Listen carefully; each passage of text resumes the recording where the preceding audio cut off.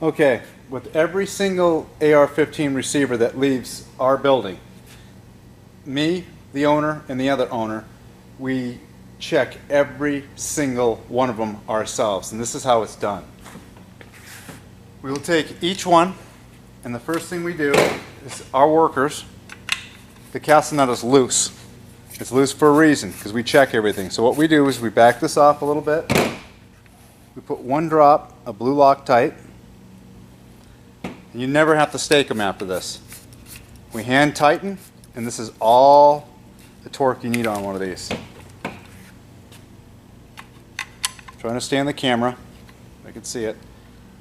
It's about 1/8 of a turn. That's it. No more, no less. We check the front takedown pin, rear takedown, every single gun that leaves here, it's checked. Okay? Check the mag. This is all we do. And now, we go ahead and put an upper on here, like so. I can try to stay within the camera. Okay? And this is all we do.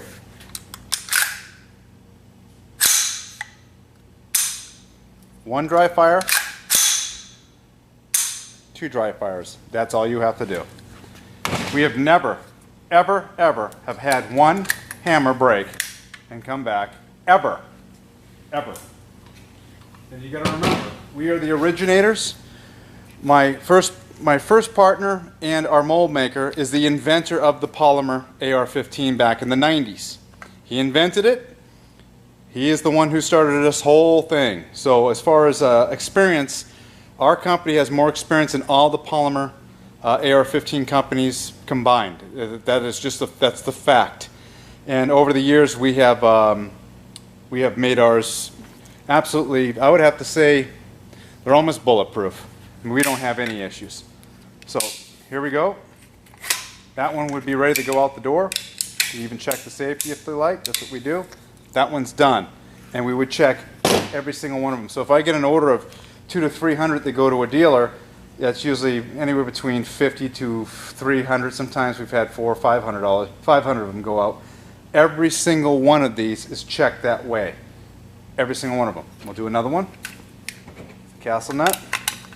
A little loose, back it off, no need of staking, one drop, like that, and tighten, 1/8 of a turn again, like that, that's it, it's about 1/8 of a turn, done. Go ahead and this.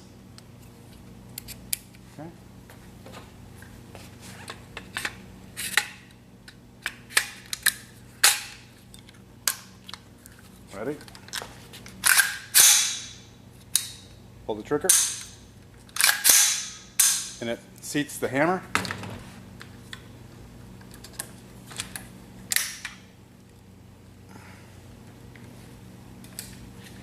We have to make it faster. Use a little punch. So basically what you do is just take this. That's it. Pretty simple. Now we'll check the function. Good, safety's good, catch is good, magazine button's good, these are good. That is ready to go. Next.